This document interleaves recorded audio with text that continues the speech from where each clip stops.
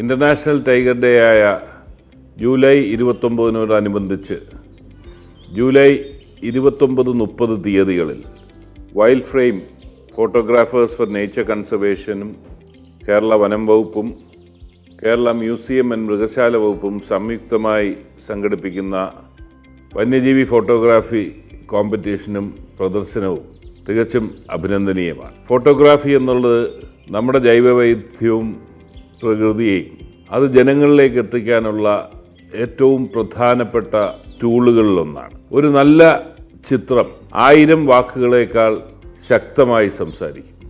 പുത്തൻ തലമുറയിലേക്ക് അതിൻ്റെ എല്ലാ മനോഹാരിതയും പകർന്നു കൊടുക്കുന്ന ഫോട്ടോഗ്രാഫിയെ സംബന്ധിച്ചിടത്തോളം അത് പ്രോത്സാഹിപ്പിക്കേണ്ടതാണ്. അതുകൊണ്ട് തന്നെ ഈ സംരംഭത്തിന് എല്ലാ ആശംസകളും നേരുന്നു. എല്ലാ പ്രോത്സാഹനവും ഗവൺമെൻറ് ഭാഗത്തുനിന്നുണ്ടാകും എന്ന് ഉറപ്പു നൽകുന്നു.